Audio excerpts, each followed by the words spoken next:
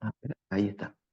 ¿Por qué les parece que son importantes estos sitios de reconocimiento de enzimas de restricción para trabajar en el laboratorio? Hablo, ¿no? En el laboratorio con un vector, que puede ser, por ejemplo, el plásmido.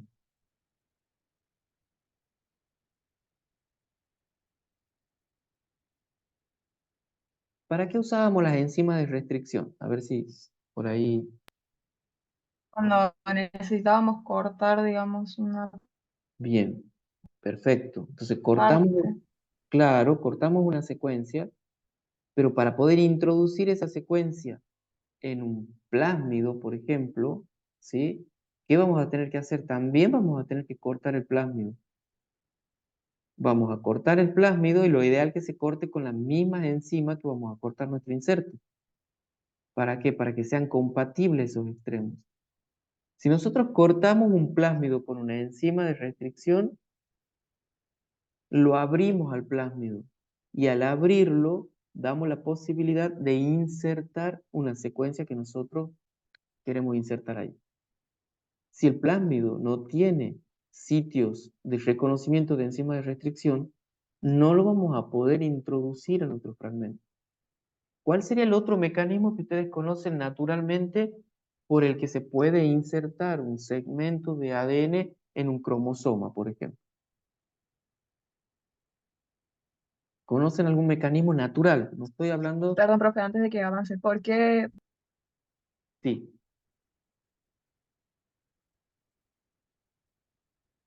¿Por qué? No he escuchado si me estabas preguntando algo, disculpa. que- por qué tienen que ser las mismas enzimas de restricción en ambos casos? No, O sea, para la secuencia que queremos insertar. porque los extremos, acuérdense que las enzimas de restricción son específicas, generan extremos. Si son extremos romos, no hay problema. Los romos, ¿se acuerdan cuáles eran? Los romos son, a ver, voy a activar la cámara para que me vean por ahí. Los romos eran, ¿se acuerdan los extremos, los cortes que eran así parejitos? Entonces, cuando las dos cadenas, supónganse que este sea el plásmido, tiene un extremo romo, ha sido cortado con una enzima, abierto, ¿sí? Y nuestra secuencia también ha sido cortada con una enzima que genera extremo romo, eso es fácil que se ensamble. Pero supónganse que si nosotros usamos una enzima de restricción que genera esto, el dedo gordo es un extremo y este es otro extremo. O sea que no es romo, es cohesivo. Pero justo nuestro inserto también tiene extremos cohesivos iguales porque los dos protruyen, por ejemplo, para dar un ejemplo, en 5' son incompatibles. Lo ideal sería que se unan así, que se ensamblen así, ¿sí? Un extremo largo con un extremo cortito. Si las enzimas son diferentes, no va a haber complementariedad y no se va a poder unir, porque acá hay un hueco. No sé si me explico. Cuando la enzima Sí, sí. corta, lo corta y genera extremos que después se pueden volver a unir. De hecho, ese es el gran problema muchas veces cuando nosotros estamos haciendo constructos, de que los plásmidos uno los abre y después se vuelven a cerrar sin que se introduzca el inserto. Y vamos a ver después cuál es el artilugio que tenemos para poder distinguir esos plásmidos de los que tienen el inserto. No sé si me Sí, sí, se explicaron. entiende. Bien, entonces, la, la pregunta era justamente por qué les parece a ustedes que puede ser importante que estén los sitios de reconocimiento de las enzimas de restricción. Es porque nos permite abrir los plásmidos, introducir las secuencias ahí, ¿verdad? Hasta ahí vamos bien. Entonces, hacemos eso, podemos unir las dos secuencias. Si nosotros generamos extremos romos, es mucho más fácil. Pero vayan pensando que generar extremos cohesivos y con enzimas distintas nos da una ventaja también, ¿sí? Es más difícil el proceso porque nosotros el plásmido es circular. ¿Por qué es importante que tenga varios sitios? Porque a lo mejor nosotros necesitamos, este es un plásmido, nosotros necesitamos cortar el plásmido con dos enzimas distintas. Entonces cortamos, por ejemplo, acá y cortamos acá y se pierde ese pedacito. y queda el plásmido abierto. Pero al ser este extremo distinto de este, porque han sido cortadas con enzimas distintas, es muy difícil que el plásmido se vuelva a recircularizar, ¿sí? Porque no son compatibles esos extremos. En cambio, si yo tengo un inserto que sí he cortado también con las dos enzimas, entonces este extremo es igual o está cortado con esta misma enzima, y este extremo, el de acá del dedo, está cortado con esta misma, yo lo voy a poder encerrar en el plásmido así, porque estos extremos son compatibles y estos extremos son compatibles. ¿Se entiende? Sí, O Sí, sea, sí. si trabajamos con extremos Romo, a mí esto se puede pegar así o se puede pegar así. Y se puede pegar así. Si trabajamos con extremos cohesivos cortados con enzimas distintas, ya sabemos que esto no se va a pegar, porque son extremos que no son compatibles. Y esto solo se va a pegar así y no así. Entonces, eso es una ventaja, pero impresionante. Yo me adelanto, pero esto que yo les digo de cortar con dos enzimas se llama clonado bidireccional o clonado direccional directamente. Un clonado direccional, porque tiene una dirección. Yo ya sé que mi inserto se va a clonar así y no así. Entonces, trabajar con varias enzimas de restricción, que el plásmido tenga varios sitios, me da esa posibilidad. En cambio, cuando son extremos Romo, el inserto se puede pegar así o así. No hay un clonado direccional. Yo para saber cómo se ha clonado, cómo se ha insertado, tengo que mandar a secuenciar. O tengo que hacer juegos con corte, con enzima de restricción, para hacer los mapas de restricción que ustedes van a ejercitarse en los prácticos, ¿sí? Eso que yo les mostraba en la clase, no sé si ha sido la de ayer, no, la de la semana pasada, me parece. Que yo les mostraba, ¿se acuerdan que eran como líneas en donde se decía que se cortaba con tal enzima, era una secuencia larga, y decía con tal enzima genera dos fragmentos de tanto tamaño, con tal enzima genera un solo fragmento, con otra. Entonces, eso es un mapa de restricción. Ustedes pueden ensamblarlo y reconstruir la secuencia lineal original. Entonces, si nuestro vector no tiene sitios de reconocimiento por encima de restricción, no es un buen vector, porque no podemos introducir nada. ¿Bien? Y si tiene un sitio o dos, es un vector, pero un poco pobre. No nos va a ser tan versátil ni tan funcional ese vector. Cuanto mayores sitios de restricción tenga, va a ser más útil, porque recuerden que las enzimas de restricción también son costosas. Y en el laboratorio no tenemos generalmente una batería de enzimas de restricción. Tenemos dos o tres. Entonces, si encima nuestro vector tiene el sitio de reconocimiento para dos enzimas o tres y ninguna de esas es la que nosotros tenemos, no podemos usar ese vector. O pedimos prestado una enzima en otro lado o pedimos un vector de otro lado que tenga nuestras enzimas. Bien. Por otro lado, si hay alguna pregunta me avisan. ¿Sí? Yo avanzo. Por otro lado, ahí habla la segunda línea de un gen marcador. ¿Ven? Un gen marcador para la selección. ¿Qué les dice eso? ¿Qué les sugiere? A ver, ¿quién se anima? Porque tiene el nombre, ya le sugiere algo. ¿Qué quiero seleccionar yo?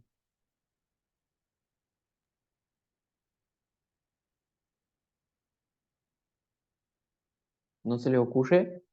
Si yo tengo varias células, varias bacterias en mi cultivo, y yo quiero introducirles el plásmido a esas bacterias, ¿sí? Y después al final del procedimiento de la transformación es el proceso por el cual se introduce un plásmido en la bacteria.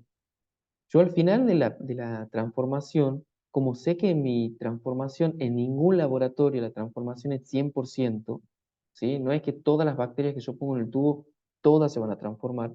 Ojalá fuera así. No es del 100%. Tengo que tener una forma de identificar al final del proceso de la transformación, de identificar aquellas bacterias que han tomado el plásmido, ¿sí? Como esta que está acá. Esta bacteria tiene tres plásmidos, ¿sí? Entonces, El plásmido tiene que tener algún gen marcador, se llama, algún gen que le confiera a la bacteria que lo tiene alguna propiedad particular. Bien, algo que le diga, que a mí me diga, esta bacteria tiene el plásmido y esta no. ¿Sí? Los plásmidos están asociados, porque ustedes lo han visto y lo han dicho hace rato, están asociados principalmente a qué. ¿Qué características le dan a la bacteria los plásmidos? ¿O están asociados a qué fenómeno? Que son un dolor de cabeza muchas veces. A la Como resistencia a antibióticos. A la ah, resistencia a antibióticos, exactamente. Entonces, eso naturalmente. ¿Por qué la bacteria se lo banca al plásmido? O sea, no es nada lindo tener un material extracromosómico dando vuelta en su citoplasma, pero se lo banca porque el plásmido le da una ventaja. Por ejemplo, codifica un gen, tiene un gen que codifica una proteína que es una beta-lactamasa, por ejemplo. ¿Ustedes han visto los antibióticos, los tipos de antibióticos, los beta-lactámicos? no, Ah, no. Bueno, no no, importa. no. Bueno, hay un grupo de antibióticos que son... Solo vimos la producción de penicilina nada más. Ah, bueno, no importa, pero ya lo van a ver seguro en algún momento. Hay unos antibióticos que son, hay grupos, hay distintos grupos de antibióticos, pero los más comunes, y si no me equivoco, la penicilina es uno de ellos, es un beta-lactámico. Entonces, las beta-lactamasa son justamente proteínas que hidrolizan al antibiótico, ¿sí? Entonces, la bacteria lo toma al plásmido porque el plásmido, ¿qué le dice? Mira, yo tengo acá un gen que codifica una beta-lactamasa, así que si en un momento vos te encontrás en el medio con antibiótico del tipo beta-lactámico, lo va a poder degradar y va a poder vivir chocha y feliz, ¿sí? Entonces, por eso, no es que es todo gratuito. La bacteria lo aguanta el plásmido porque el plásmido le da esa ventaja evolutiva, esa ventaja selectiva, ¿sí? La bacteria que no tiene el plásmido se muere. Entonces, la que lo tiene se multiplica, vive más, aprovecha mejor el medio de cultivo y justamente deja más descendencia y así prevalece. Le da una ventaja. Entonces, un buen marcador de selección es justamente un gen de resistencia a antibiótico. ¿Cómo voy a diferenciar las bacterias entonces que tienen el plásmido de las que no? Yo voy a transformar, o sea, voy a hacer todo el procedimiento y la voy a pasar a esas células que he transformado, la voy a pasar a un medio con antibióticos. Las únicas que van a sobrevivir, ¿quiénes van a ser? Puede repetir, profe, se me cortó. Sí, voy a apagar la cámara entonces por las dudas si a mí. No, no, a usted no se le corta, a mí se me corta. Ah, bueno. Si yo tengo, por ejemplo, cuando estoy transformando la célula, ¿se acuerdan? La transformación es la introducción del plásmido a la bacteria, ¿sí? Como esta bacteria que está, como este plásmido que Sí, está aquí. Bueno, esta bacteria está transformada. Si yo dibujara acá otra bacteria, pero sin plásmido, son las dos poblaciones que puedo tener al final de un proceso de transformación. O sea, algunas bacterias que han tomado el plásmido y otras bacterias que no lo han tomado. Les decía que yo a simple vista no las puedo diferenciar. Entonces, ¿qué voy a hacer? Las voy a hacer crecer en un medio que tenga antibiótico. ¿Y quién va a crecer entonces en ese medio? las que Esta, tienen el plasmid incorporado. exactamente. Las otras se van a morir. Por supuesto, ojo, no es que puedo usar cualquier antibiótico. Es el antibiótico que, digamos, está vinculado a la resistencia de ese plásmido. O sea, si el plásmido es resistente a ampicilina, yo no puedo usar gentamicina para seleccionar. Es obvio. O sea, los plásmidos son específicos. No es que voy a usar cualquier antibiótico, total tiene el plásmido, se la va a bancar. No. Uno tiene que saber qué plásmido es y justamente resistencia frente a qué antibiótico tenemos. ¿Me siguen hasta ahí, verdad? Entonces, yo ya tengo varios sitios de restricción para poder colocar mi inserto en el plásmido tengo un gen marcador para poder seleccionar las bacterias que lo tienen al plásmido, que lo han aceptado al plásmido. En lo posible, y esto también prácticamente está en todos los vectores, algunas secuencias universales que estén en el plásmido para que si yo el día de mañana necesito secuenciarlo al inserto, le mando a la empresa que hace la secuenciación y le digo, está el plásmido. Entonces, ese plásmido ya tiene secuencias universales para las cuales estas empresas que secuencian tienen los primers. Entonces, yo solamente tengo que mandar el plásmido purificado y ellos ponen el primer y hacen la secuenciación. Si es un plásmido que no tiene esta secuencia para ser secuenciado, ¿yo qué voy a hacer? Voy a tener que diseñar unos primers específicos, comprarlos y mandarlos junto con mi plásmido para que la empresa de secuenciación pueda secuenciar. ¿Se entiende? Esto lo van a ir cerrando cuando vean PCR también. Otra vez volvemos a lo mismo. Secuenciación vemos al final. Para entender secuenciación necesitan conocer plásmido y para entender algo del plásmido necesitan conocer algo de la secuenciación. Pero bueno, vamos resolviendo con lo que tenemos, ¿sí? Entonces, ustedes para secuenciar algo, no importa que si no saben el fundamento de la secuenciación, pero ustedes para secuenciar la secuenciación hoy en día se hace, no vamos a hablar de la secuenciación masiva porque es otro procedimiento, pero la secuenciación de una, dos secuencias que ustedes tengan, no de todo un genoma, ¿sí? Porque si ustedes quieren secuenciar, han amplificado algo por PCR, ustedes para secuenciar necesitan que la empresa que secuencie tenga los primers que pueda pegarse en la secuencia flanqueante al inserto de ustedes. O sea, si este es el plásmido, supónganse, y acá yo pintara, no sé si me da la posibilidad, si yo, por ejemplo, que les pinto acá, esto que está en rojo, bueno, disculpen, yo con el mouse soy muy malo, pero supónganse este plásmido tiene ya un inserto, ¿lo ven? De color rojo, es una secuencia que yo le inserté, ¿bien? Si yo quiero secuenciar esto, la empresa de secuenciación me va a decir, bueno, dígame qué plásmido es, porque nosotros tenemos algunos primers que se pueden pegar en estos sectores. Acá uno y acá otro. Entonces la secuenciación se hace en este sentido y en este sentido. O sea, de esto para acá en una hebra y de acá para allá en otra hebra. La secuenciación básicamente es una reacción de PCR. ¿Se ha entendido? Sí, más o menos. Más o menos. A ver. Profe, una Sí, pregunta. a ver. En el caso que nosotros tengamos eso, una secuencia universal, nosotros vamos a suponer que, por ejemplo, en esa bacteria que tenemos en el ejemplo de la foto, que tiene los tres plásmidos, vamos a suponer que los tres tienen la misma secuencia o no necesariamente. Sí, en realidad eso ya lo vamos a ver más adelante porque lo que nosotros buscamos en la transformación está muy buena la pregunta y es muy profunda. Yo le voy a contestar para no enredarles más a la clase, le voy a contestar de una manera sencilla. Cuando nosotros hacemos transformación, las bacterias que usamos no tienen plásmido, no tienen ningún plásmido. Y se entiende que cuando las transformamos con el mismo, ¿sí? Eso ya lo vamos a cerrar más adelante, pero no hay distintos plásmidos. De última, si pasa esto, ¿sí? Cosa que no es muy común, la bacteria, esta va a poder vivir porque tiene el plásmido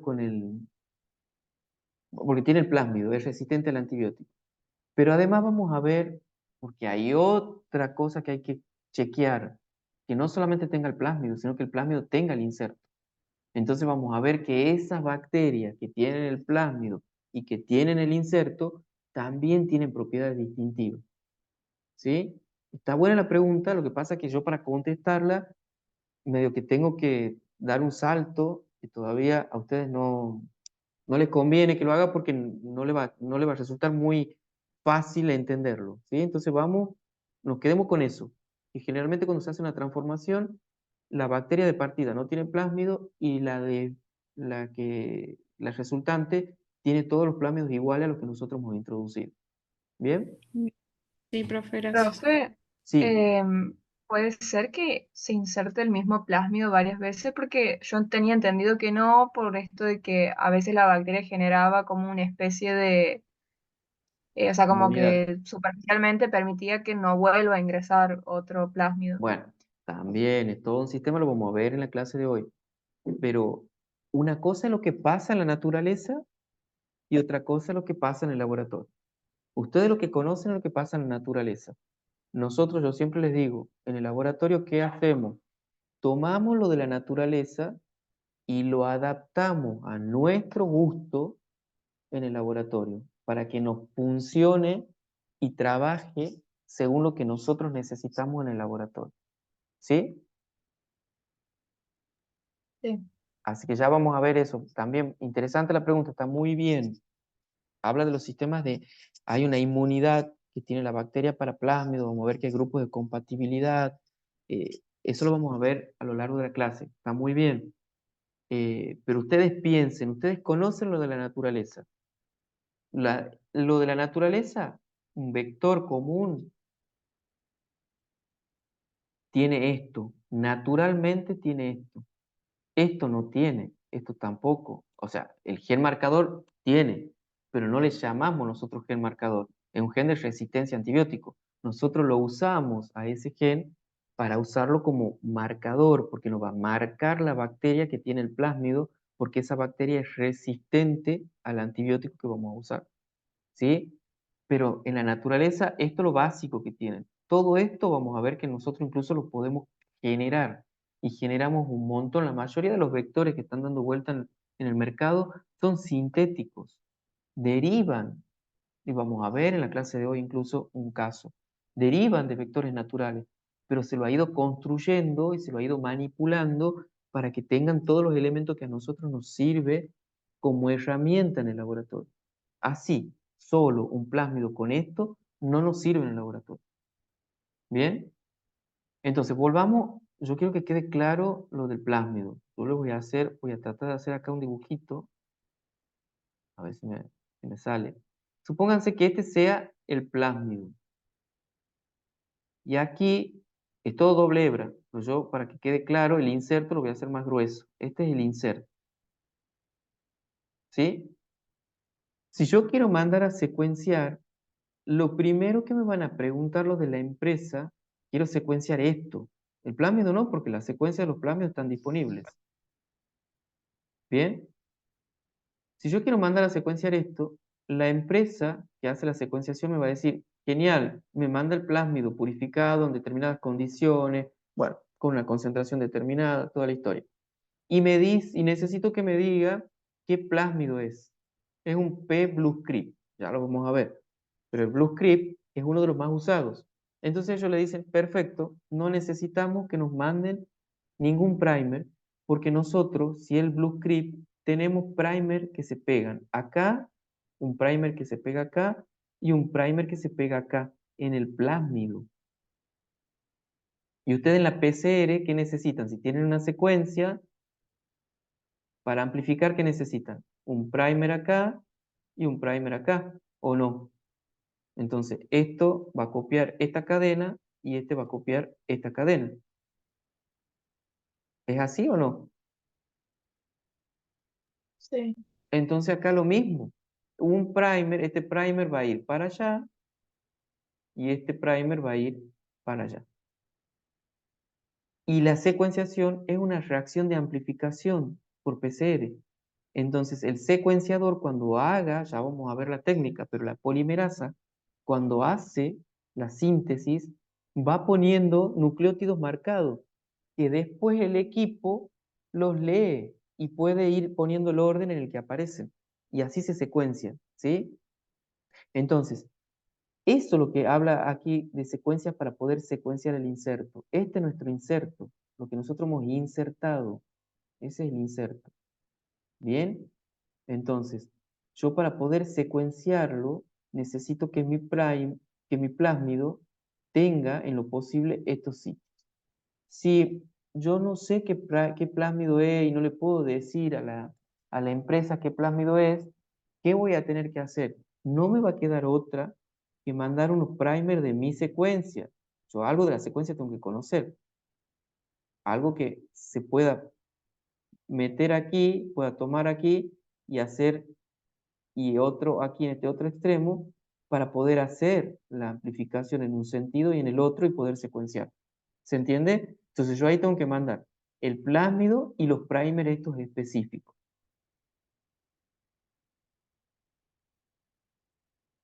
¿Vamos bien? Sí, Sí, sí, profe. profe. Perfecto. Voy a borrar esto porque si no, un mamarracho. Bueno, y bueno, otras características, que sea de fácil transformación y que sea de alto número de copias. Y ahí un poco responde ya en parte a lo que me preguntó hace rato. Acá están viendo 3 plásmidos. Esos son bajas copias, ¿sí? Los plásmidos, vamos a ver si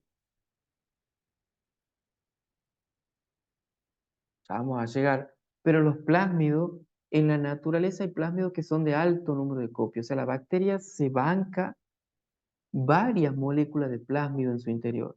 ¿Ustedes se acuerdan la diapositiva del cromosoma de la bacteria que era enorme y los otros chiquititos que estaban con las flechas blancas? Son moléculas chiquitas, son moléculas pequeñas. Si las bacterias se bancan, cuando son de alto número de copias, pueden ser 50 plásmidos por bacteria. ¿Sí? Para que se den una idea. Pero son del mismo plásmido. Del mismo plásmido. Vamos a ver las propiedades de algunos plásmidos, que estos son los que ustedes ya conocen, porque lo deben haber visto en la naturaleza, está así. Por ejemplo, los que están vinculados a E. coli están asociados a las colicinas. ¿Sí? ¿Ustedes saben qué son las colicinas o no? No. Bien. Las bacterias, que por ahí nosotros las tomamos como muy simples, son bastante complejas también. Y las E. coli, por ejemplo, las cepas de E. coli, producen unas moléculas que se llaman colicina, porque vienen de E. coli, que resultan tóxicas para bacterias que son de otras cepas.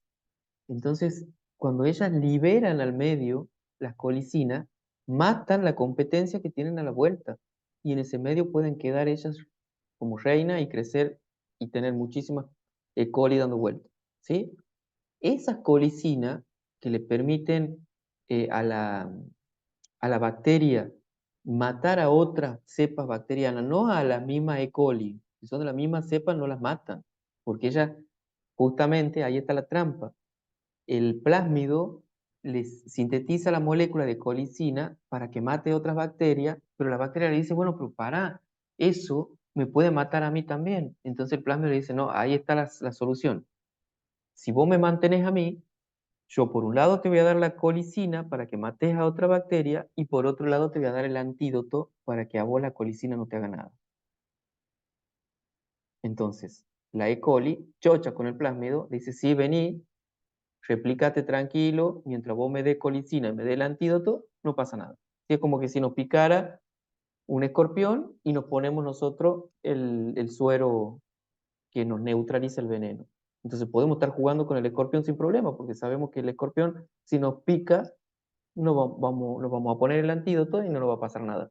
Y sí lo podemos usar al escorpión para asustar a alguien para que se vaya, porque ese otro organismo no tiene el antídoto para defenderse del escorpión. ¿Sí? Esto así muy eh, de una manera gráfica, pero para que ustedes lo entiendan. Ahí está la ventaja que le da el plásmido. Y el plásmido, por supuesto, chocho. Tan chocho que puede estar hasta 10, 15 copias en una sola bacteria. ¿Bien? ¿Es conjugativo? Estos no son conjugativos. Ustedes han visto lo de conjugativo, ¿se acuerdan? En micro, porque justamente en la naturaleza los plásmidos se caracterizan por ser conjugativos o no conjugativos. ¿Qué significa que sea conjugativo?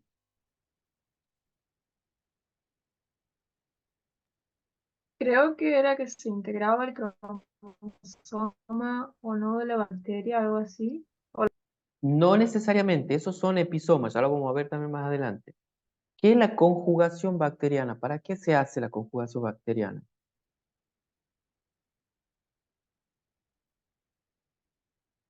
¿Se acuerdan? Se acercaban dos bacterias, se hacía como un pelito de una sobre la otra, una que es justamente positiva, conjugativa y la otra no, y por ese puentecito que se formaban entre las dos se transfería material genético. Sí, Bueno, esa es la conjugación. Eso le da una ventaja a la bacteria también.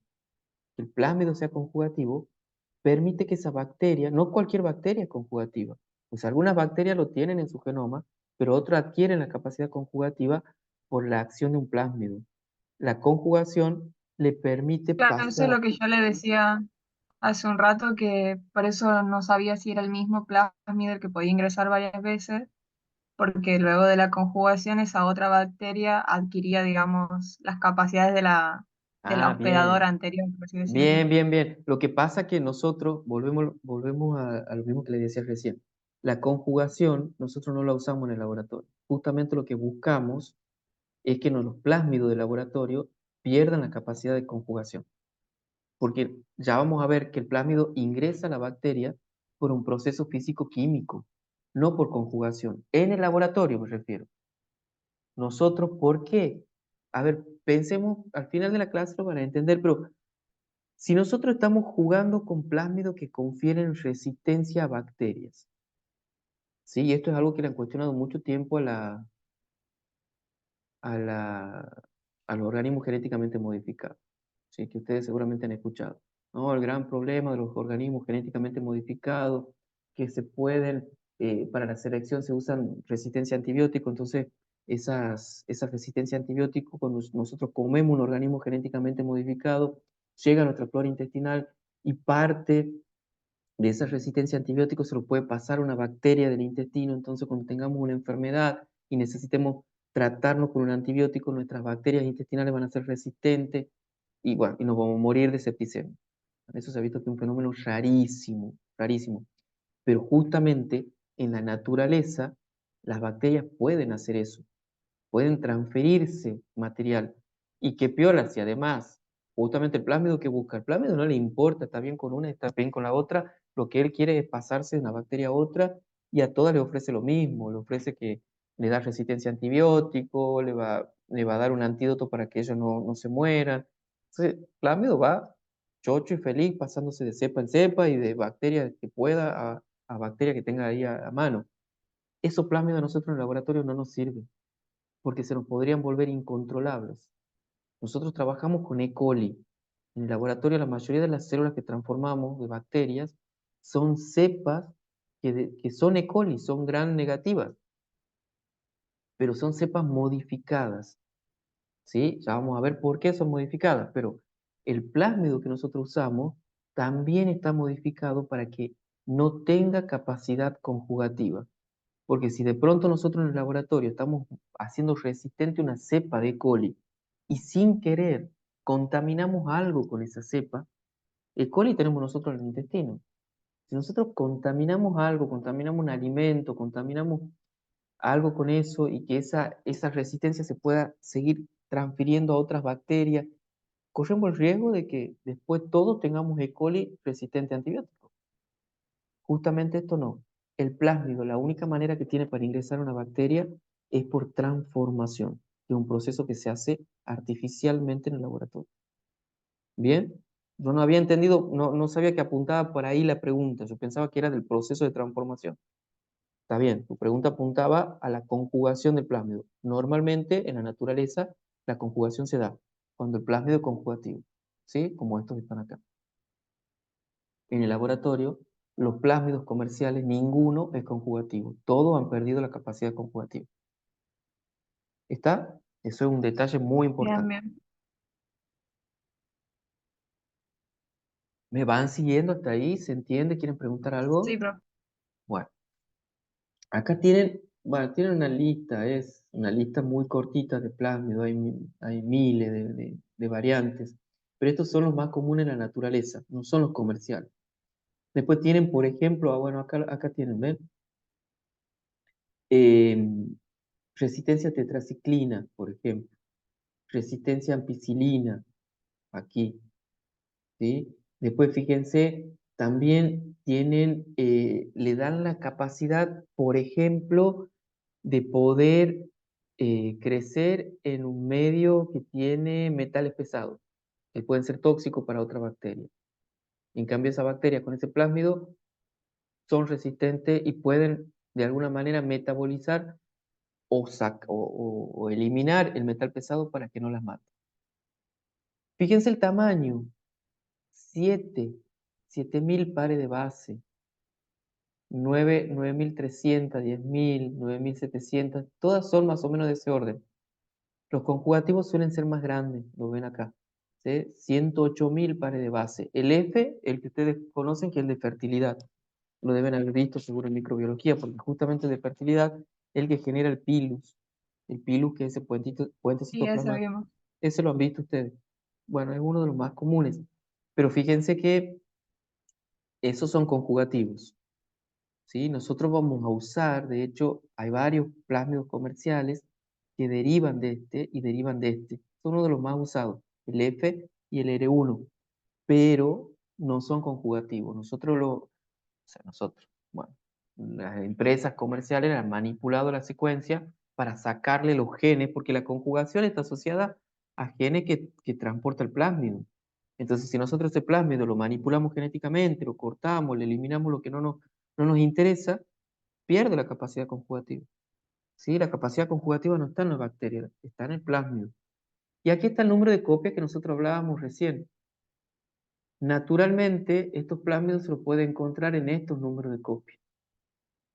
Entonces, por ejemplo, el F y el R1 están en 1 o 2 copias nada más.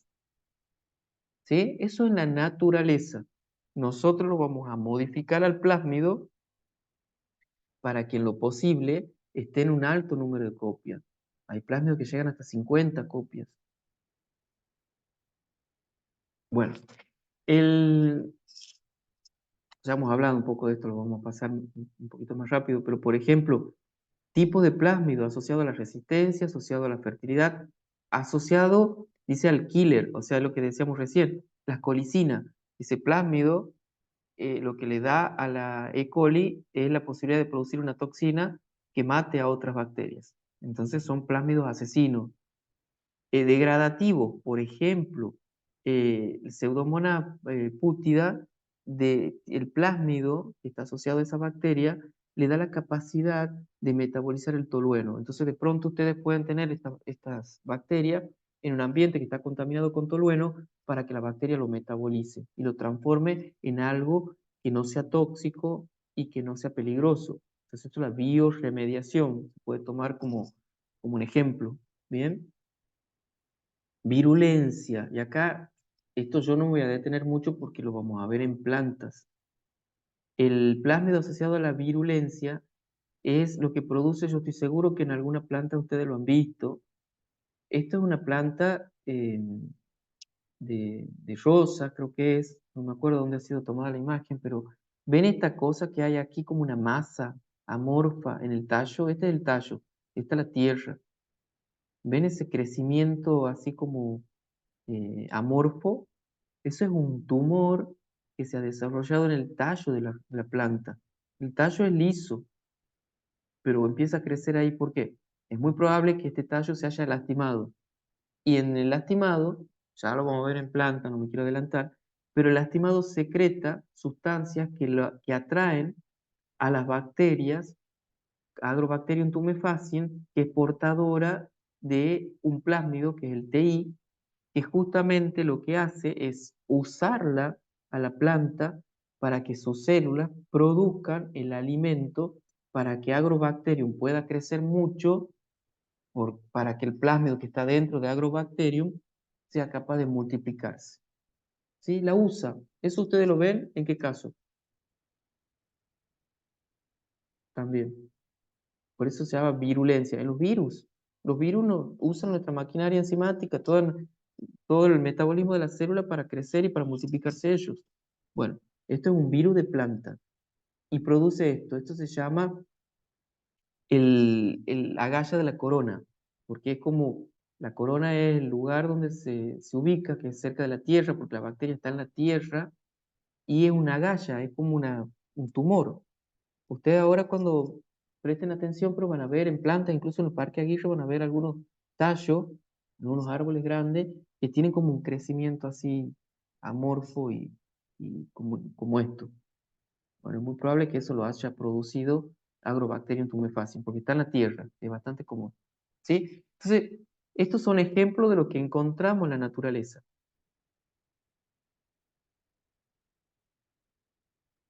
Bueno, ahí está lo de la conjugación, ¿ven? Este es un plásmido conjugativo, permite pasar su información a otra bacteria. Entonces, conjugativos y no conjugativos. Los conjugativos pueden ser son autotransmisibles, ¿sí? Porque tienen factores y codifican y tienen genes que están asociados a la transferencia y a la movilidad. O sea, se transfiere y se mueve el plásmido de una cepa a la otra. Los no conjugativos pueden ser movilizables o no movilizables. O sea, ¿qué quiere decir? El plásmido puede ser no conjugativo, pero si la bacteria está en presencia de otro plásmido que sí es conjugativo, estos elementos del conjugativo sirven al no conjugativo, que es movilizable, para ser transferido. No sé si me explico. O sea, si en la bacteria coexisten dos plásmidos distintos, donde uno es conjugativo y el otro es no conjugativo, pero movilizable, este que es movilizable va a hacer uso de todo lo que le provee este para moverse. El no movilizable no tiene chance. ¿Se ha entendido? Se supóngase que acá haya otro plásmido que no sea conjugativo. Bueno, cuando se da este proceso, este va a aprovechar también de pasar a esta célula. Va a usar los elementos que sintetiza este plásmido para poder hacer también la transferencia a esta célula. Entonces, si la bacteria pierde este plásmido, este ya no se puede movilizar más. No va a poder pasarle a otra bacteria. ¿Se ha entendido? Sí, sí, Sí, depende del profe. primer. Depende del primero, exactamente. Muy bien. Bueno, Profe, disculpe, sí, ¿puede volver a sí. explicar la parte de autotransmisible de los conjugativos? Sí, autotransmisible es esto que están viendo acá. ¿Sí? Solito tiene todos los elementos para poder transmitirse de una bacteria a otra. Tiene los elementos, los principales son estos que se les llaman TRA y MOB. Son los factores que determinan que un plásmido sea autotransmisible o no. Son los conjugativos. Ellos hacen solo todo. Se pueden replicar y se transfieren sin problema. Los no conjugativos necesitan, porque no tienen estos elementos, lo necesitan estos elementos para poder ser transferidos siempre y cuando dentro de los no conjugativos estemos hablando de un movilizable. Un no movilizable, por más que le proveyamos todo esto, no se va a poder mover. Porque no tiene, hay cosas que le falta que no le permite ser movilizable. ¿Sí? Sí, profe, gracias. Bien. Ahora pasemos a otro tema. Bueno, esto ya lo saben ustedes porque lo hemos visto. Lo que actúa en trans, lo que actúa en cis, unos son factores, otros son sitios, secuencias. Es porque tiene que ver con esto. En esta conjugación hay factores que son en cis y factores que actúan en trans. Los factores en cis son importantes para la movilidad. Entonces, los que no son movilizables es porque carecen de esos factores en cis. Los factores en trans se pueden suplir, se pueden tomar de otras moléculas, como por ejemplo de esto. Pero los cis no. Si no tiene, porque ustedes piensen que para hacer esta transferencia hay proteínas que se unen. Acá está todo desnudo, pero cuando nosotros veamos en planta el TI, van a ver que es todo un complejo de proteínas que están codificadas por el mismo plásmido, que reconocen sitios del plásmido, secuencias del plásmido, y permite que se dé esta movilidad. Bien, esto está solamente representado de una manera muy, muy esquemática, cómo pasan, pero acá se necesita que este plásmido tenga secuencias que sean reconocidas por proteínas que se han sintetizado, que están en su mayoría codificadas por el mismo plásmido, para que se pueda transferir. No es que pasa la cadena así desnuda de un lado para otro. Es solamente una representación esquemática. Bueno, los plásmidos a su vez pueden ser de bajo número de copia o alto número de copia. Eso ya lo hemos visto acá. ¿Sí? Vamos a ver si ustedes...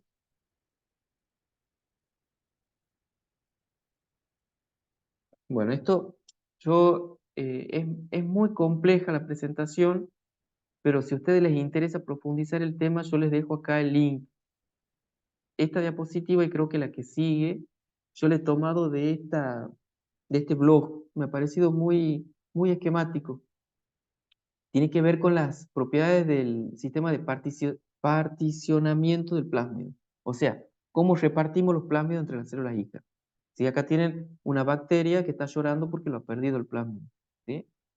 Seguramente una bacteria se ha dividido en dos, una de las células hijas lo ha perdido y la otra ha quedado con el plasma. Entonces está triste porque lo ha perdido. Bueno, para hacerlo algo más gracioso. Pero para la bacteria no es gracioso. ¿Sí? ¿A ustedes qué les parece? Si yo tengo un plásmido en bajo número de copias, tengo, por ejemplo, un plásmido en uno, ¿se acuerdan que había algunos que estaban, por ejemplo, o este, que está en una copia en la bacteria? ¿Qué opinan? ¿La bacteria va a tener un sistema de control cuando se esté por dividir del plásmido o le va a dar lo mismo controlar que esté o no esté el plásmido? ¿Qué les parece? Ella está por dividir. Dice, bueno, me voy a dividir, me separo, Y va a me pensar imagino que sí, porque no lo quiere perder. exactamente. En cambio, una bacteria que tiene 50 copias de plásmido, ¿ustedes qué les parece? ¿Se va a preocupar en ver si cuando se divida a las células hijas van a tener plásmido o no? No, porque tiene de sobra. Claro. Bueno, ese es un sistema relajado. Cuando el plasma está en alto número de copias, se llama que el sistema de particionamiento es relajado. Y eso solamente deja que el azar funcione. O sea, tengo 50 moléculas, estoy dividiendo mi citoplasma por la mitad. Tan mala suerte voy a tener, poniéndome en la situación de la bacteria, de que pase esto, de que una bacteria no reciba de las 50 moléculas que tengo de plásmido, o 40 o 20 que una célula hija no reciba ni una. Bueno, la probabilidad de que suceda eso es de 2 a la menos n, ¿sí? O sea, ustedes supónganse, tenemos un plásmido de 20 copias. 2 a la menos 20, ¿cuánto será? Es mucho, poquito.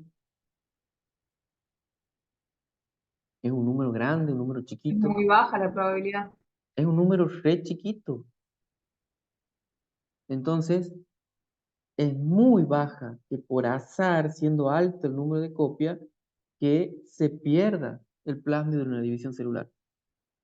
De hecho, puede pasar si son 20 al comienzo, que una bacteria se quede con 15 y la otra con 5, pero no se ha perdido, porque ese que ha quedado con 5 se va a replicar y va a llegar a tener 20 de vuelta.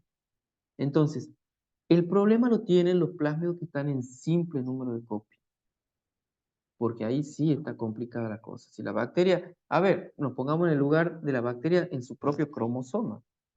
Una bacteria tiene un solo cromosoma, ¿sí? Si se está por dividir, ¿qué es lo primero que tiene que hacer? Una de las primeras cosas que tiene que hacer, Replicarse. replicar su cromosoma. Claro, ¿cómo va a empezar a dividirse? Primero tiene que ver si tiene energía, tiene los nutrientes, tiene todo para duplicar, para ponerse a sintetizar nueva pared, sintetizar, pero sobre todo su cromosoma. ¿Y cuántos cromosomas tiene la bacteria siempre? Uno. Uno. ¿Ustedes se han preguntado por qué es? ¿O han visto en biología celular por qué la bacteria tiene un solo cromosoma?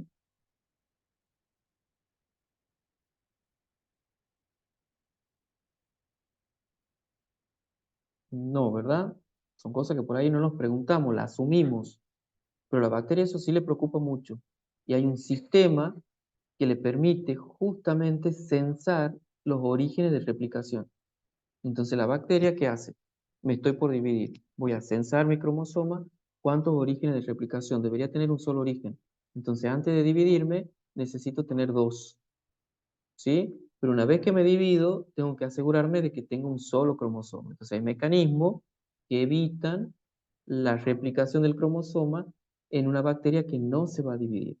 Bueno, ese sistema que se usa en la bacteria para censar el origen de replicación de su cromosoma, se ha postulado que es uno de los sistemas que usan también las bacterias para censar los orígenes de replicación del plásmido, ¿sí? Incluso la replicación del plásmido se ha postulado que es similar a la forma en que se replican determinadas bacterias, como por ejemplo, no sé si han visto la replicación por círculo rodante. Es común en muchas cepas Sí. bacterianas. Bueno, se estima que los plásmidos, en su mayoría, también se replican por círculos rodantes. Usan el mismo mecanismo de la bacteria. ¿Bien? Profe, le hago una pregunta. Sí. Cuando dice del número de copias de los plásmidos, por ejemplo, que ahí aparecían, no sé, 2, 20, ¿eso es como el máximo de veces que se va a replicar dentro de una bacteria? ¿Qué se va a mantener en la bacteria? No que se va a ¿Y replicar, que se cómo, va a mantener. y cómo hacen para que cuando llega a ese número no sigan replicándose? No, es una cuestión, a ver, se da así en la naturaleza, no es un número estable. Pueden tener el mismo plasmio, puede estar en alguna bacteria en 20, en 25 copias, en 30. Se ha visto que la capacidad bacteriana, cuando uno pone un número mayor, se ha visto que ese ha sido el mayor número descripto. Pero no es que todas van a tener, todas las bacterias siempre van a tener exactamente para ese plásmido, exactamente ese número de copias. No sé si me explico. La bacteria va a Sí, evaluar sí. la capacidad que tiene para albergar o 20, o 22, o 23, o 25 copias. Pero se ha visto que ese plásmido puede estar en ese número de copias. ¿Sí? Hay Claro, pero así también, por ejemplo, esos que tienen posibilidad de estar 20 veces también podrían estar 4, digamos, o sea, no necesariamente. Claro, claro. Lo que pasa es que a ver, el sistema justamente es lo que estábamos viendo. Está buena la pregunta porque el sistema es tan relajado que a la bacteria no le interesa si tiene 4, tiene 5, tiene 10, tiene 15, tiene 20.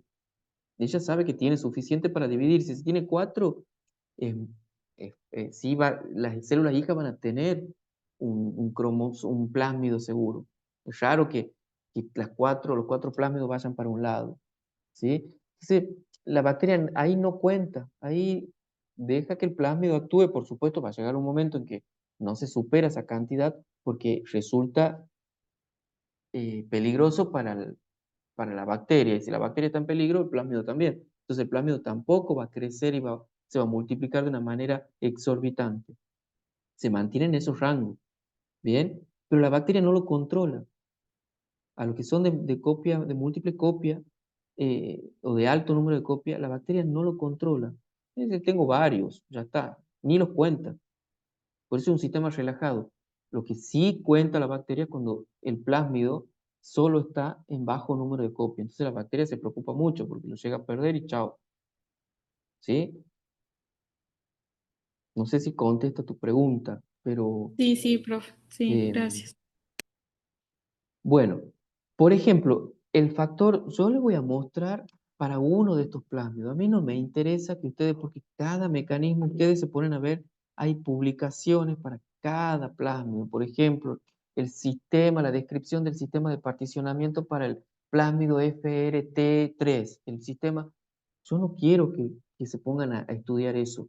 Yo lo que quiero es que entiendan que hay un mecanismo que controla y que define que un plásmido esté o no en un, no- en un alto número de copias o en un bajo número de copias.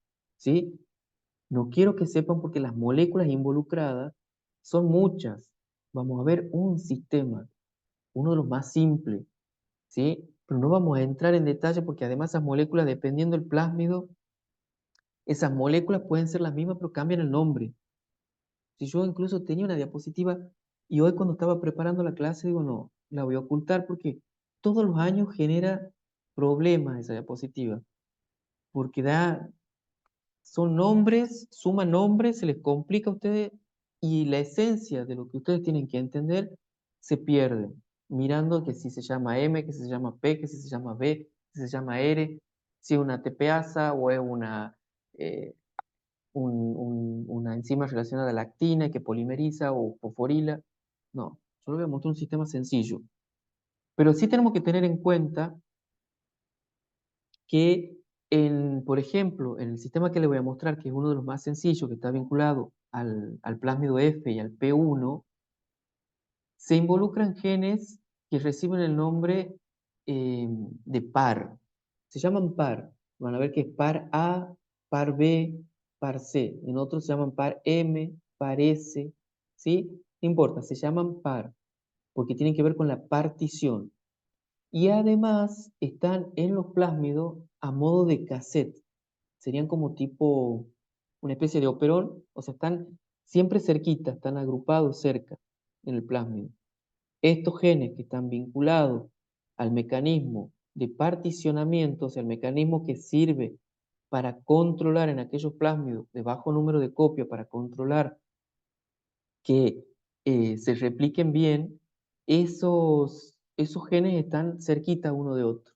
No los tiene disperso el plásmido en toda su estructura. Están acomodados cerca.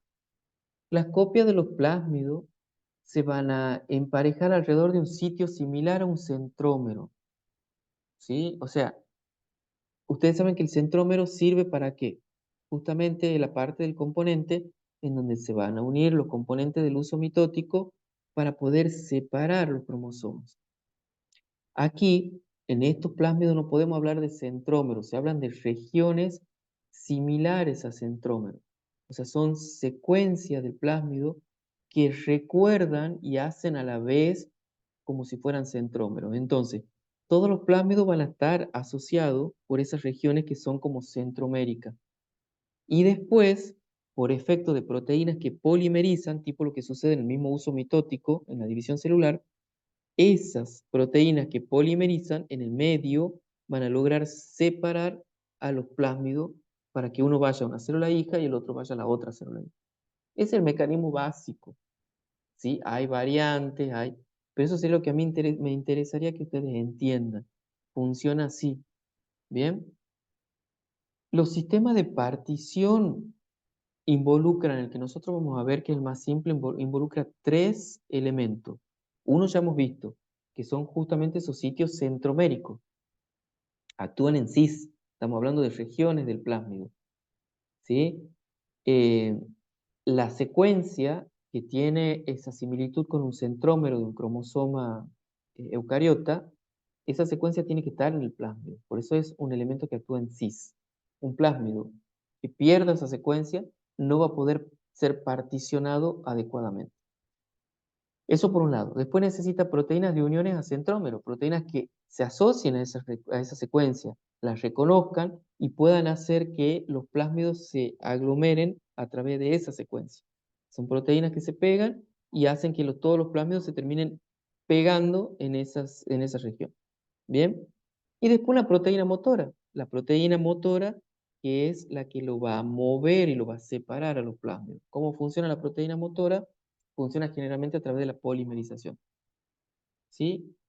Eso es lo básico. Acá están, miren los elementos. ¿Sí?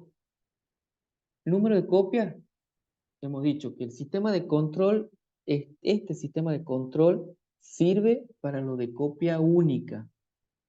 Para lo de múltiple copia, hemos dicho que un sistema relajado, que la bacteria deja que el azar decida cómo se distribuyen los plásmidos entre las células hijas.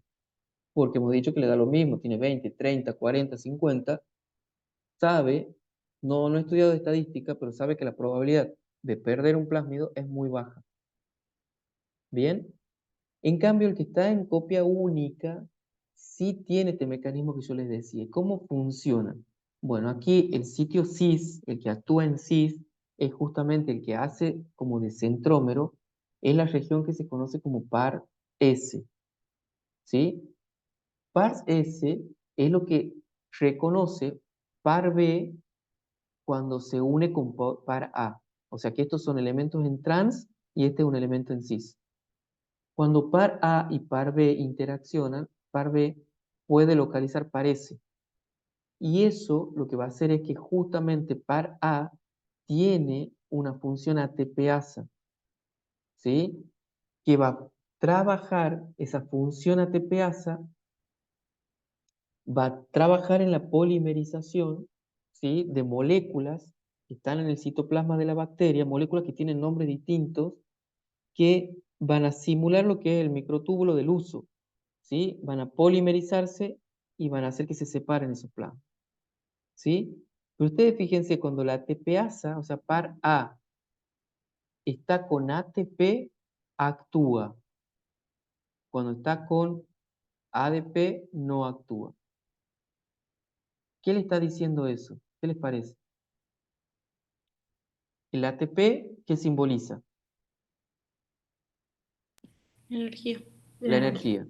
Una bacteria que no tiene ATP, ¿les parece que está en condiciones de dividirse?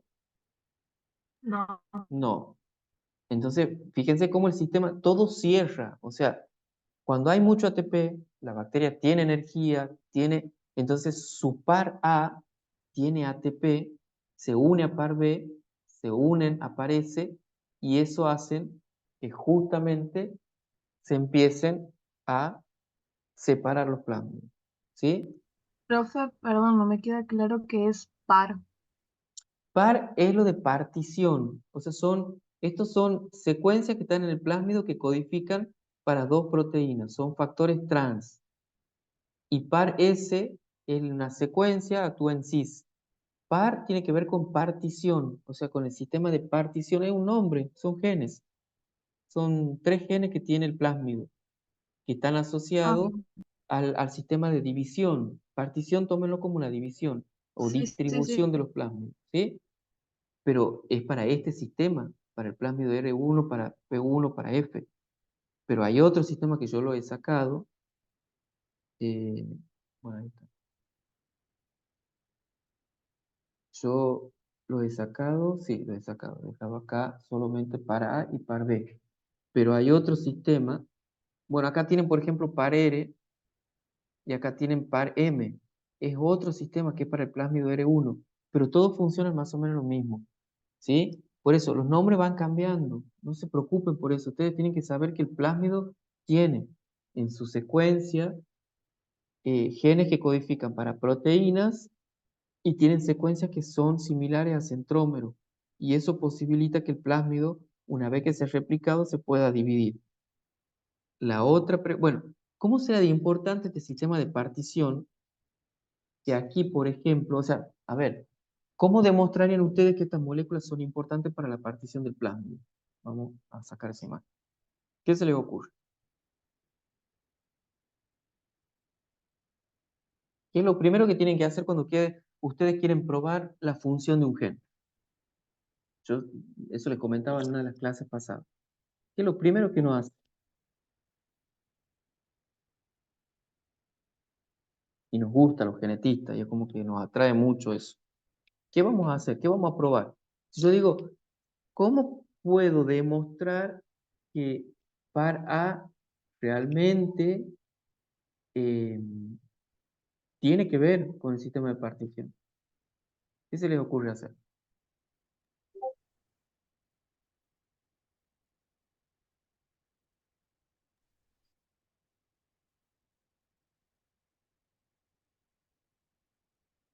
¿Mm? ¿Como para identificarlo o para saber su función?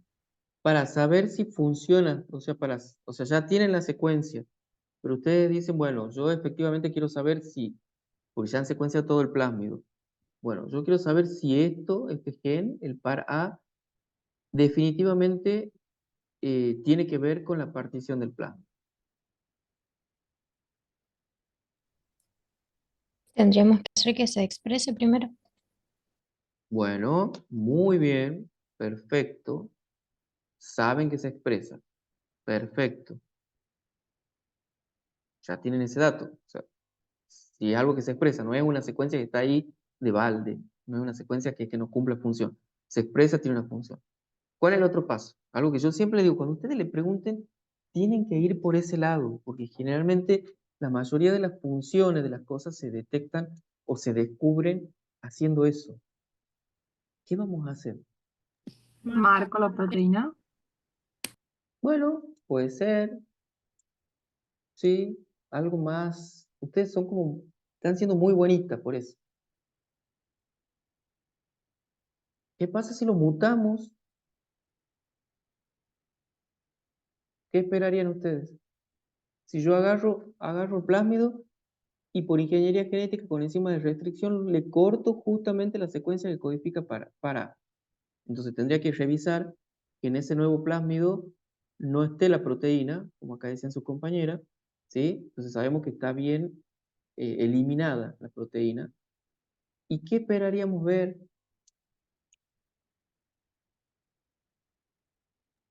Y que no se produzca la separación de los plásmidos.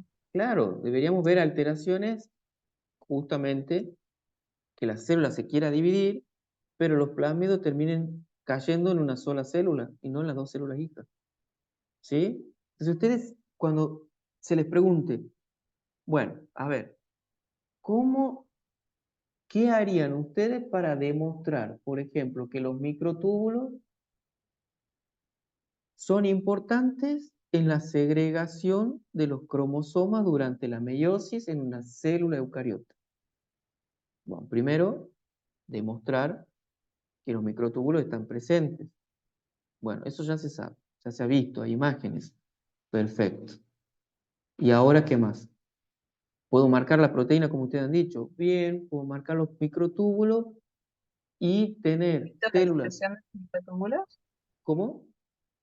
Evito la expresión de los microtúbulos Claro. para que Si aparezcan. yo, exactamente, si yo marco los microtúbulos, voy a poder ver en células en distintos estadios de división microtúbulos marcados. Y voy a poder decir, sí, participan. Pero de ahí a decir que se necesitan los microtúbulos para la división celular, la única forma de comprobarlo es, bueno, veamos qué pasa en una célula si yo muto el gen de la tubulina. ¿Sí? Pensemos de las dos, de la tubulina alfa y la beta, para estar seguros, o probemos con una si quieren. Entonces, ¿qué esperaríamos? Que en una célula en división no se forme el uso mitótico, entonces la cariocinesis se altere. Se produce la citocinesis, probablemente, capaz que tampoco se produce la citocinesis, porque también participan los microtúbulos, pero sé que los cromosomas no se van a distribuir, no van a segregar normalmente. Entonces ustedes apunten siempre a eso, ¿sí? Si yo quiero demostrar, porque ya se sabe, o sea, tomen cosas que ustedes ya conocen. La señal Cadel, ¿para qué era la señal Cadel? ¿Se acuerdan?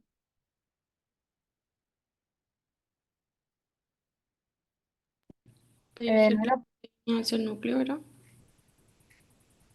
¿Era una señal de importación nuclear?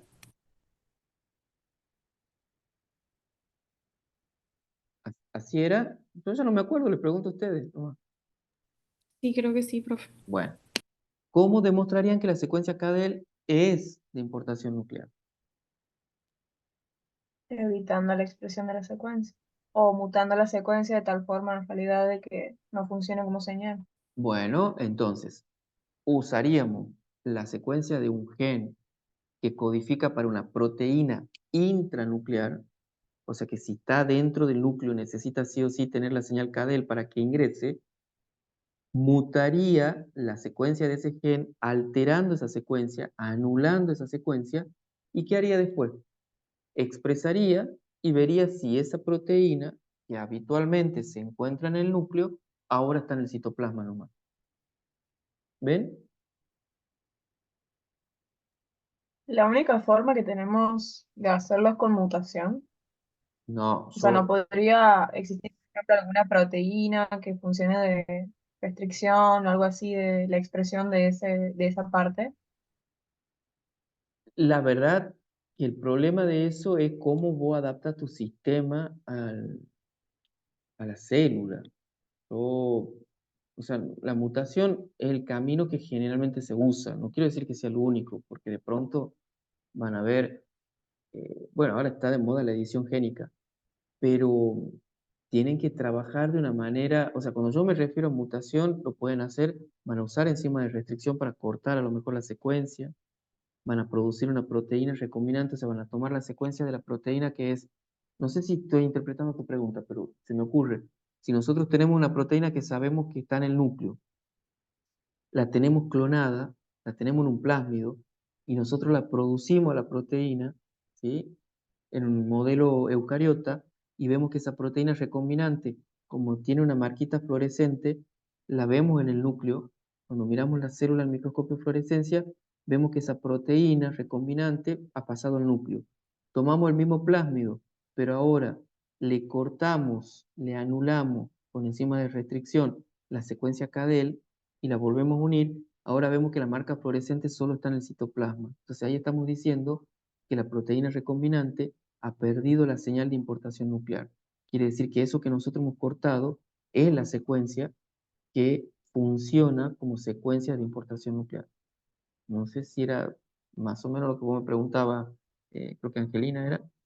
Sí, sí, o sea, yo lo que me imaginaba es si había otra opción, aparte de hacer una mutación sobre la secuencia, de cómo bloquear la replicación de esa secuencia, digamos.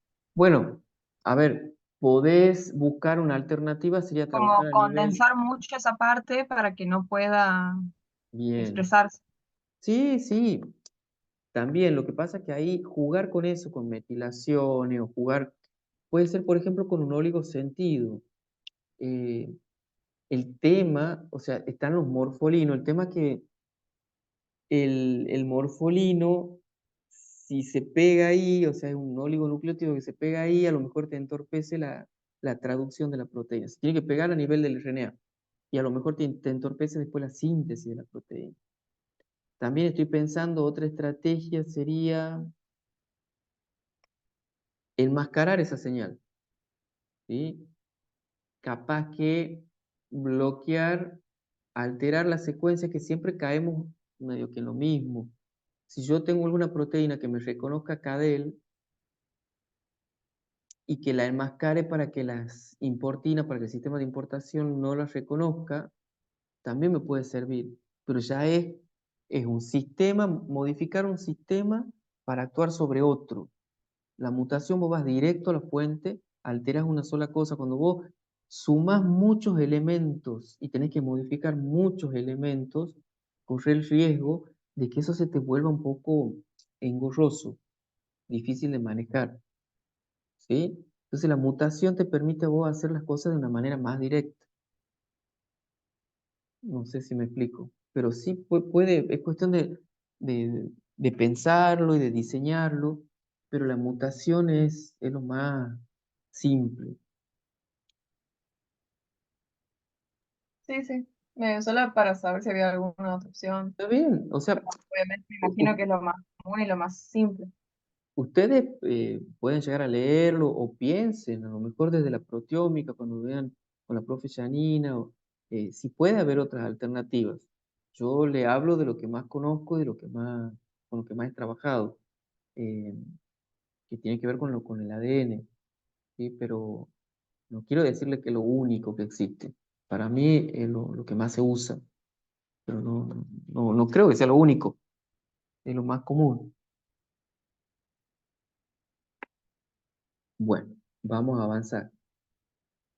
Justamente ahí en esa imagen están viendo cuáles son las consecuencias si se muta un gen que para las bacterias, estos son bacterias, pero yo les he dicho que el comportamiento de un plásmido es muy similar al cromosoma bacteriano, ¿sí? En estas bacterias, ¿ustedes qué ven? Ven teñido de fluorescente el cromosoma bacteriano. Hay bacterias que están sin cromosoma, ¿ven? Y hay otras que tienen mayor intensidad, quiere decir que han recibido dos cromosomas. Esto se debe a que justamente se ha mutado, son cepas mutantes para MUC-B. No importa qué es MUC-B, pero es un gen que es importante para el particionamiento del cromosoma de la bacteria. Cuando falla un cromosoma, cuando falla este gen, porque está mutado, los cromosomas no se separan, no se distribuyen igualitariamente entre las células. Entonces, así como nosotros estamos viendo para genoma de la bacteria, un ensayo como el que nosotros recién veíamos, nos va a permitir ver que los plásmidos, por ejemplo, están todos en una célula y no hay plásmido en la otra. Si mutamos un gen que sea importante para este sistema de particionamiento. ¿Se entiende? ¿Ven cómo un diseño tan simple le pone a usted en evidencia un montón, o se le da un montón de información? Y es bien simple, porque lo único que están viendo ahí es al microscopio de fluorescencia, células que están teñidas o con Hodge, con algún colorante DAPI, algún colorante que sea para ADN, bromuro de tirio, lo que sea. ¿Sí? Entonces, ¿cuál es el otro paso? A ver, ¿qué se le ocurre? Porque cuando uno hace una mutación y dice, sí, esta molécula es importante para esto porque veo este efecto, los revisores de la revista, de las publicaciones, le dicen, sí, todo muy lindo, pero a ustedes les falta un experimento más. ¿Qué experimento creen que sería importante sumar en este que están viendo acá? Supónganse que el gen MUC-B codifica para un factor en trans, no en cis. Es una proteína que justamente los mutantes no la están produciendo y por eso los cromosomas no se separan bien. ¿Cuál creen ustedes que sería otra buena prueba ya confirmatoria y que seguramente los referees, sabiendo que la publicación viene de Argentina, de Latinoamérica, se la van a pedir? ¿Qué creen ustedes? ¿Qué otra prueba harían para confirmar esto?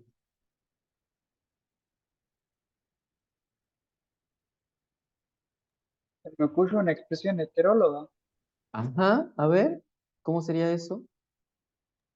tipo expresar el gen en otra célula que carezca de esa, o que, o que carezca, tipo, no sé cómo te controlar la idea.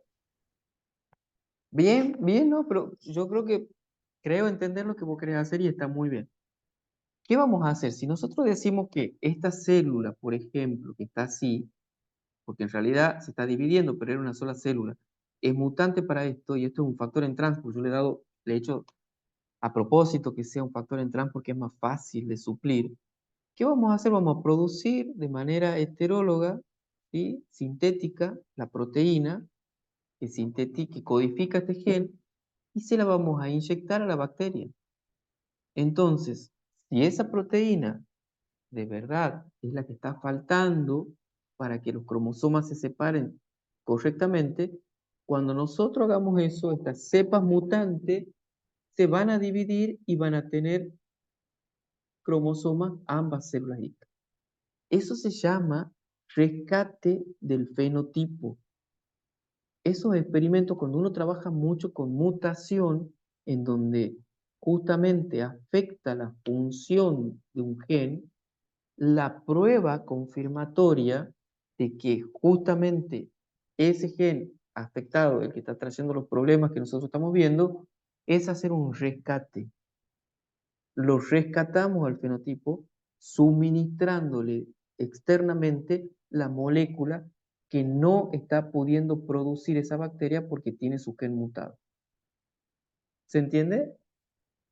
Pero era así, la idea que Nelson refería. O sea, Claro, mi idea era tipo inhabilitar a estas células que tienen inhabilitado el gen de la MUC-B, agregarle en forma de un vector el gen ese, ver si así perfecto. expresaba. Perfecto. ¿Sí? O sea, se lo podés, ahí tenés otra alternativa. En lugar de ponerle la proteína, le pones un vector que la codifica. Entonces ahí estás haciendo un rescate. Perfecto. Genial. ¿Sí? Hasta parece más sencillo que tener que estar produciendo de manera in vitro la proteína, heteróloga, todo. Con el plásmido, si la bacteria se banca en el plásmido, va a poder producir la proteína y se va a rescatar el fenotipo. ¿Sí? Va a haber, ahí qué vamos a tener que hacer.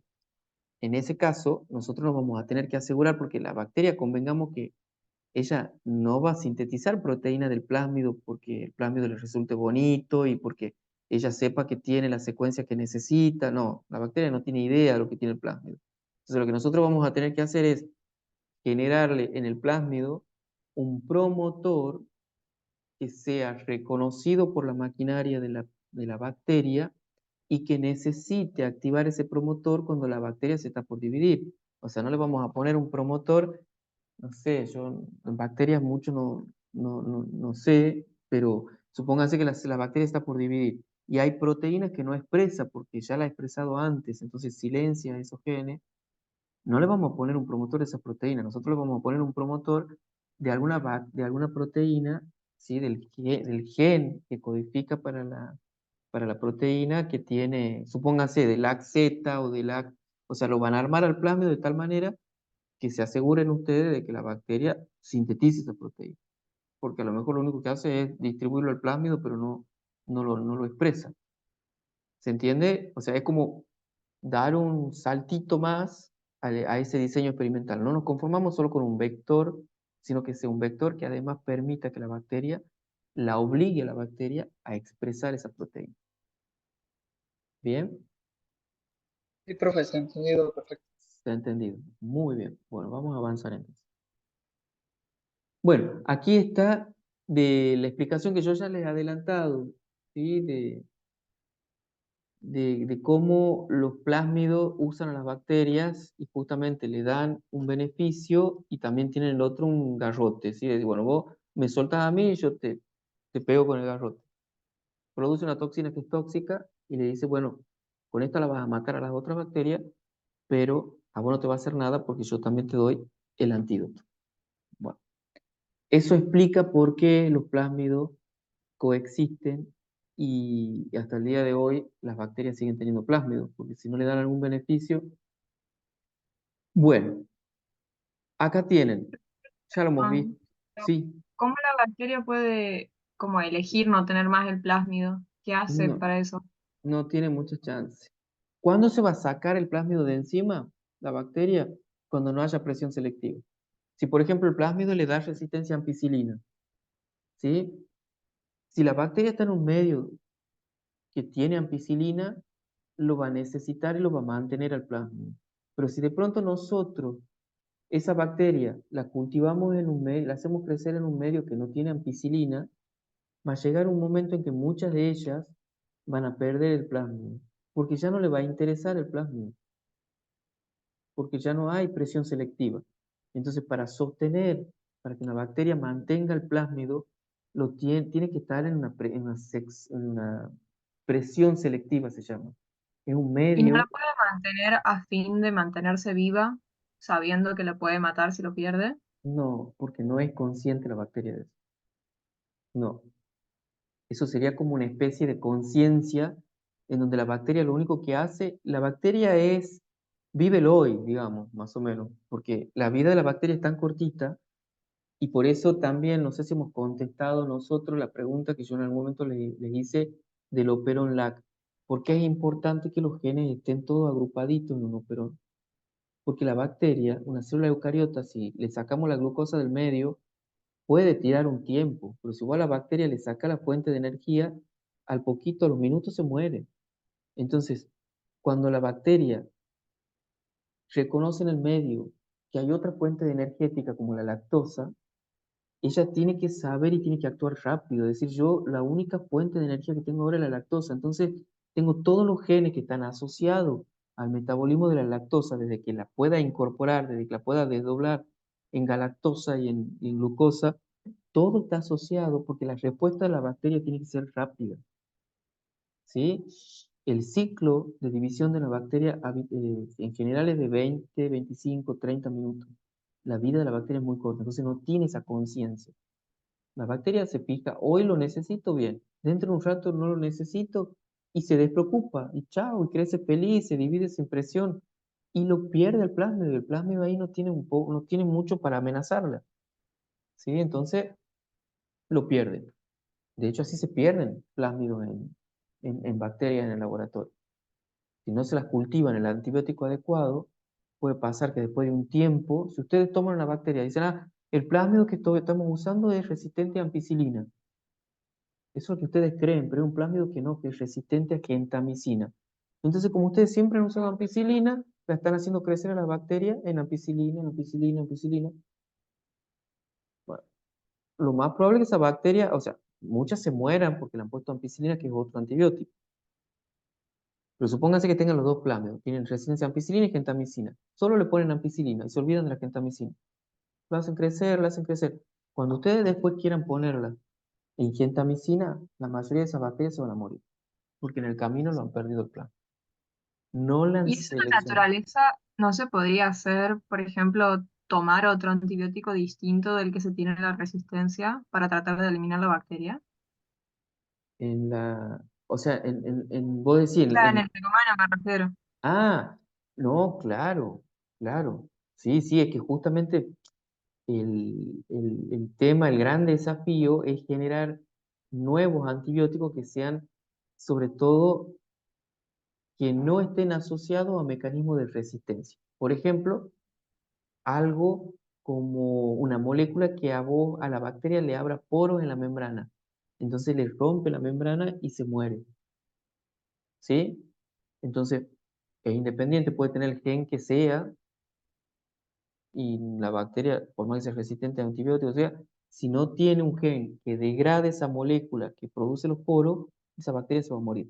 Entonces, la tendencia es tratar de descubrir antibióticos que no generen resistencia, que no, la bacteria no tenga posibilidad de, a ver, esto tampoco es consciente, ¿no? La bacteria, cuando uno dice la bacteria se hace resistente, bueno, no, es un proceso selectivo.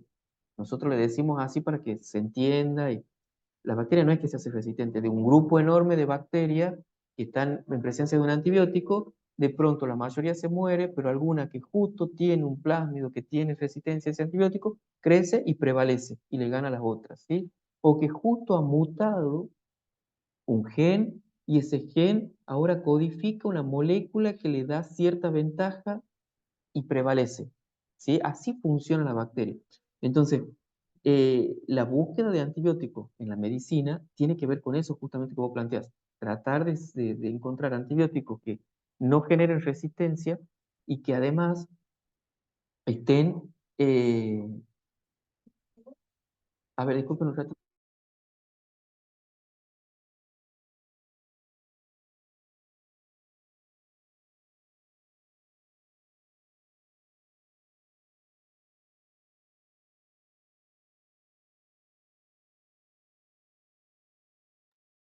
ahora sí, no, estaba saliendo mi hijito y quería saludar. Em, la gran búsqueda, el gran desafío que tiene hoy la medicina y toda la biotecnología es generar antibióticos que la bacteria no pueda tener genes de resistencia. Ojo, no solamente en bacterias, ¿no? En las células eucariotas, por ejemplo, hay mecanismos que se llaman de resistencia multidroga. Hay células tumorales que toman el quimioterápico y lo escupen. Tienen como transportadores de membrana que logran sacarlo de su interior y ese quimioterápico no le hace nada. Eso está codificado por la célula tumoral. Entonces también es un desafío de generar moléculas quimioterápicas que evadan ese sistema de rechazo que tiene la célula. Bien, todo Sí, eso sí, está la idea no codificado. es hacerla más, o sea, la idea no es hacerla más fuerte cada vez al antibiótico, sino hacerlo cada vez más complejo, o sea, cada vez más distinto a los Claro, anteriores. exactamente. Sí. Pero bueno, es un mundo y hay un montón de grupos que están abocados a trabajar en eso y es muy interesante. O sea, incluso los productos naturales también, el ver, hay muchas poblaciones, muchos pueblos originarios que usan plantas, que tienen capacidad antibiótica, entonces se está probando cómo es el mecanismo de acción. O sea, lo principal que uno tiene que dilucidar es el mecanismo de acción. Ese mecanismo de acción, cuando nosotros lo sepamos, nos vamos a dar cuenta si es factible de generar resistencia o no. Si no genera resistencia porque actúa, por ejemplo, desestabilizando la membrana, como les decía recién, haciendo poro o desestabilizando la membrana. Si no genera, no es factible de generar resistencia, pero es la panacea, ¿sí? Y seguramente se patenta y se produce a gran escala. Eh, es muy interesante el tema. Así que si a ustedes por ahí les gustaría trabajar en eso, hay muchos grupos que lo están haciendo. eh, es un mundo muy lindo. Acá en Santiago hay alguno que se dedique específicamente a la fabricación de antibióticos. Mira, hay un grupo que es el de la doctora Putro, que es docente de medicina y es investigadora del CIBAL, del Instituto de Doble Dependencia, que ella está estudiando productos naturales que tengan propiedades antimicrobianas. ¿Sí? No están todavía en la síntesis de los antimicrobianos, sino que están estudiando, yo no me acuerdo, he estado en una charla hace poquito de uno de sus becarios, pero ellos están encontrando, no sé si trabaja con la Tusca, creo, que se sabe que la tusca, por ejemplo, ustedes habrán escuchado, como santiagueños habrán escuchado que la tusca se usa para procesos, para úlceras. Las personas que tienen diabetes por ahí se lastiman y se ponen tusca, té de tusca, o bueno, ella está estudiando, si no me equivoco, la tusca porque se ha visto que tiene propiedades antimicrobianas. Entonces, la idea es tratar de encontrar cuál es el principio activo, cuál es la molécula que tiene la propiedad antimicrobiana para producirla de manera sintética porque esa sería el objetivo, ¿sí? Aislar esa proteína para poder sintetizarla y producir medicamentos. Ese grupo, Claro. después Sí, en el también, Bionatec trabajan sí, con nanopartículas, nanopartículas, sí, también la está la plata, el doctora, cobre. sí, sí, la doctora Espeche Turbay también trabaja también tiene un proyecto en medicina que es de celulitis abscesada en niños, o sea, son como, bueno, lesiones que se producen en los niños y eso generan un crecimiento bacteriano que pueden producir una sepsis. Entonces ya está tratando de sacar de ahí esos bichos y probar con nanopartículas si son resistentes o no, porque también ayudaría Tiene a propiedades controlar. antimicrobianas. Claro, exactamente. Sí, la plata de por sí la plata, el níquel, tiene capacidad antimicrobiana. Sí. Bueno, ¿alguna pregunta? Ahora no. ¿No? Son y 27. Vamos a avanzar aunque sea un par de diapositivas más porque siempre llego corto con el tiempo. Pero bueno, creo que tiene más sentido que nos detengamos, que conversemos y no que yo termine siendo un vómito de la diapositiva y ustedes no terminen de entender las cosas, ¿sí? O sea, a mí me llevan más tiempo las clases de lo que por ahí las tengo planificadas porque depende de cómo participan ustedes. Si ustedes participan preguntando, todo, cosa que a mí me gusta, la clase se hace más larga. Así que el cronograma, ustedes han visto, es tentativo porque vamos medio también cambiándolo un poco. Vamos a terminar la semana que viene, pero vamos a avanzar en una diapositiva más. Los plásmidos. Acá tienen un ejemplo de un plásmido. Miren, este es el sitio de policlonado, se llama. El sitio de policlonado. ¿Se acuerdan que yo les decía que era importante que el vector que nosotros usemos tenga un sitio con secuencias de reconocimiento para varias enzimas de restricción? ¿Se acuerdan? Acá tienen el ejemplo. Es una secuencia que constituye el sitio de multiclonado, porque justamente o policlonado, también lo van a encontrar así, poli o múltiple, porque tiene lugares que pueden ser reconocidos por distintas enzimas de restricción. Acá tenemos Canditri, SPH, STI, SAL, SVA, BAM, ¿sí? Todas estas enzimas de restricción. Entonces, ustedes pueden cortar el plásmido con cualquiera de ellas. De hecho, si quieren hacer lo que les decía del clonado direccional, pueden usar dos. Pueden usar, por ejemplo, esta y pueden usar esta. Entonces, a su inserto, supónganse a su inserto, se van a usar esta y van a usar esta. Entonces, su inserto, un extremo lo van a cortar con esta y el otro extremo lo van a cortar con esta. ¿Se pueden elegir al azar o tienen algún requerimiento de que una tiene que trabajar con otra? Buena pregunta, excelente pregunta. ¿De qué va a depender? A ver, sí, esto, no importa si no pueden trabajar juntos, porque acuérdense que si no son compatibles, no tienen el buffer de compatibilidad, ustedes pueden cortar con una, purifican lo que han cortado y después lo cortan con la otra. No pasa por ahí el problema. Piensen en una secuencia de ADN que ustedes quieren cortar con esta enzima, que tiene 1000 500 pares de base. A ver, ¿qué se le ocurre? ¿Cuál puede ser el problema que yo quiera? ¿Qué problema se me puede presentar si yo quiero usar estas dos porque son estas dos las que tengo en el laboratorio? A ver, ¿qué se le ocurre? Que Vamos a no pensar. tenga la secuencia en el ADN que reconozca esa enzima. Bien, ese es un problema. Tiene solución, pero sí es un problema. El Ya más otro adelante. problema puede ser lo que hablábamos hace rato de que si los dos tienen la misma forma, digamos, de cortar, después se va a volver a unir. Bien, supongamos que no tienen la misma secuencia, que sí son incompatibles los extremos. Perfecto. ¿Cuál es el otro problema? Vinculado a lo que primero he mencionado, pero al revés.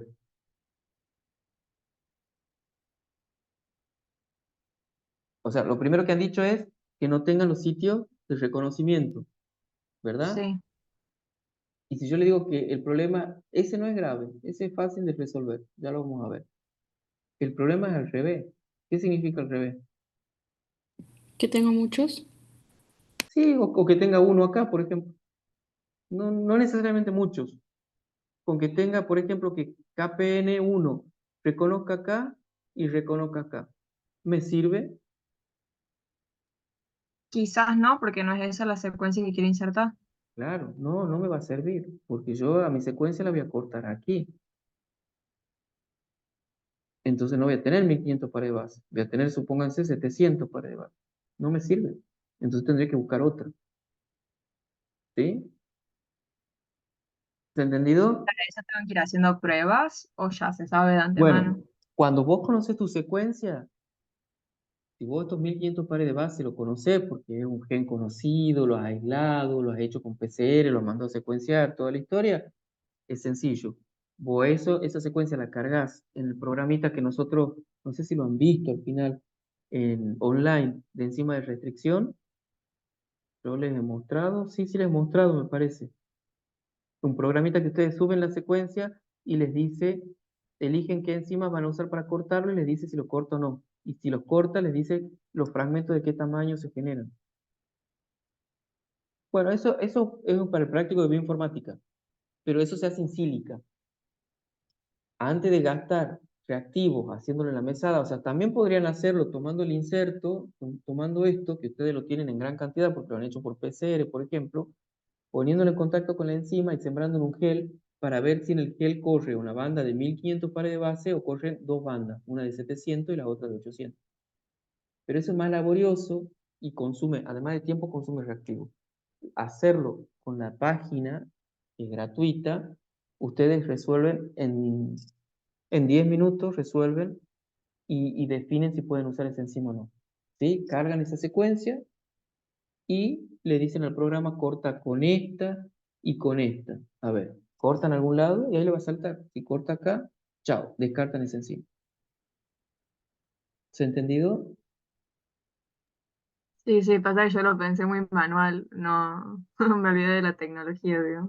¿Está bien? No, bueno, está bien. Es todo un ejercicio.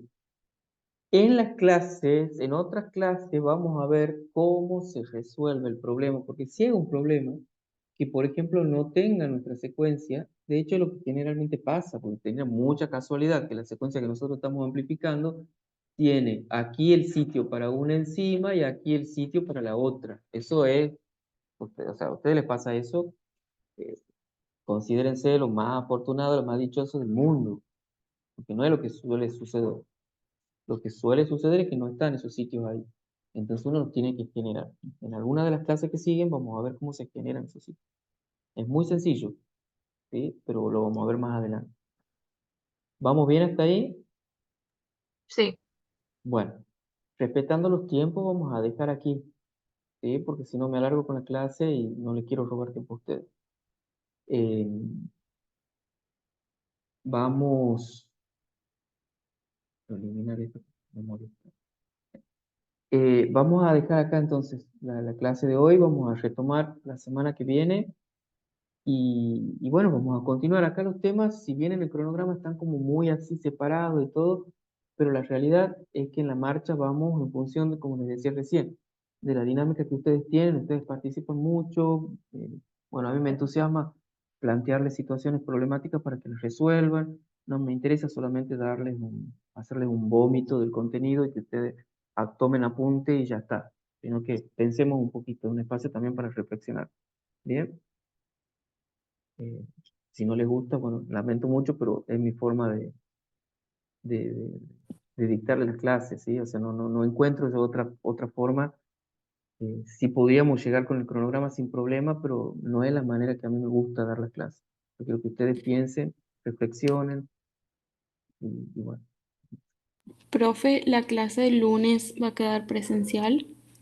Sí, yo les voy a confirmar el tema del aula. Espero conseguir en la facultad aula, pero sí, va a ser presencial. Eh, yo les voy a avisar del tema del aula, en qué horario disponemos del aula. Por ahí tienen problemas si tenemos que empezar a las 5 de la tarde, por ejemplo, capaz que consigo aula a las 5. Yo antes de las 4:30 no puedo empezar, pero capaz que después de las 4:30, si no consigo a las 4:30 aula y consigo a las 5, ¿ustedes tendrían problemas? No, profe. No, profe. Bien, bien, no, para tener una idea, porque es todo un tema el aula, de conseguir un espacio. Si llega a ser yo hasta las 5 el margen que doy, de 4:30 a 5 como para empezar la clase. Tengo que conseguir un aula por 2 horas, arrancando a las 4:30 o a las 5. Arrancando a las 5:30, no, porque a mí me resulta muy complicado ya y voy a llegar con la cabeza también, porque yo arranco a las 8 en la oficina y tengo clase, como les decía, a las 11 en medicina hasta las 14, y de las 14:30 hasta las 16:30 en otra materia, y después sigo con ustedes. Así que para que ustedes no sufran mi delirio mental, me conviene que la clase sea o a las 4:30 o a las 5, no más de eso. Bien, bien, profe. ¿Mm? Bueno, todavía a esa hora me funcionan un poco las neuronas, que por eso no quiero hacerlo más tarde. Pero ya lo voy a confirmar en función del aula que consiga. Bien, profe. Bueno, buenísimo. Bueno, Eh, profe. Nos seguimos leyendo. Si tienen alguna consulta en el foro o por mail, yo prefiero el foro para que compartan la duda.